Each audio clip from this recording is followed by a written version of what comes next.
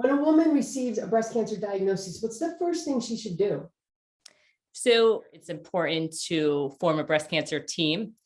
And typically that starts with finding a breast surgeon, which usually the primary care doctor or GYN will help you find. And then once you find a breast surgeon, they'll help you form your team, which typically is a medical oncologist, which is what I am, as well as a radiation oncologist. And then a lot of supportive care will be part of the team: case manager, nurse navigator, social worker. And this will become your breast cancer team that you'll work with through your journey.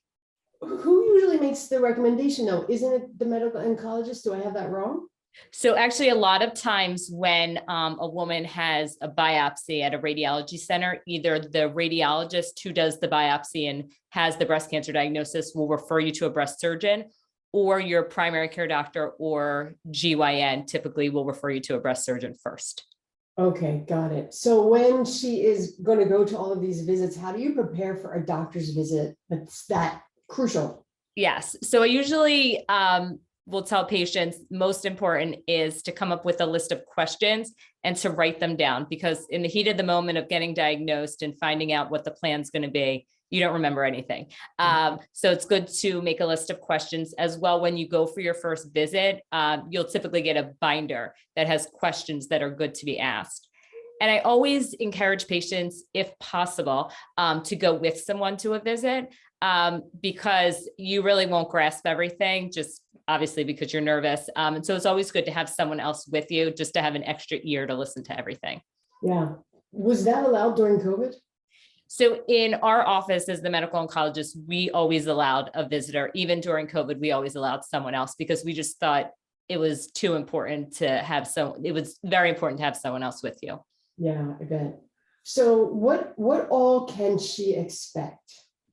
So in the beginning, it sometimes is a little overwhelming, because first you get the breast cancer diagnosis, and then thinking, okay, it's time for surgery, time to get started. But a lot of times there are multiple additional tests and procedures that need to be done, as well as you'll be going to multiple doctor's visits. So before even getting started, there'll be additional tests, procedures, doctor visits in order to fully understand the type of breast cancer so that we can make a plan. So it can, in the beginning, be very overwhelming. It's important, though, that we always tell patients that the breast cancer is not growing overnight. So we need to take the time to get all the information that we can gather so that we can make the right decision plan. Right. That sounds really hard and really stressful. Very stressful, yes. Yeah. What's the hardest part for the woman? I think the hardest part is in the beginning, because once they have this breast mass, once they have a diagnosis, they are just like, I want to get this out. I want to get this taken care of. So the beginning is very overwhelming because it doesn't always work as quickly as you want it to.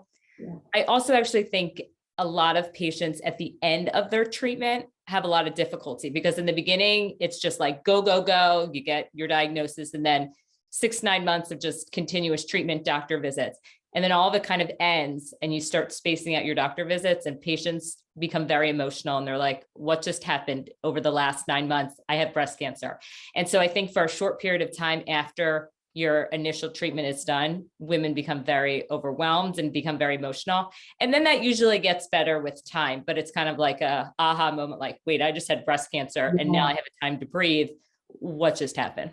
Yeah, wow. So how much is their quality of life affected? Like, can you still pick up your kids from school? Do you still go to work? Yeah, I always tell patients to try to live their life as normally as possible, because I think that's what helps them get through it. They'll have days where they're not feeling great, depending on the treatment they get. But I say, if you can live your life as normal as possible, it's easier to get through this. So pick up your kids from school. I say, go to all their sporting events, go to Target, do all the things that you can do. And it just makes your journey much easier. And there'll be things that you can't do or that you won't feel well doing. But if you can keep your life as normal as possible, it does make it easier. That's great info. Thank you so much. Oh, no problem.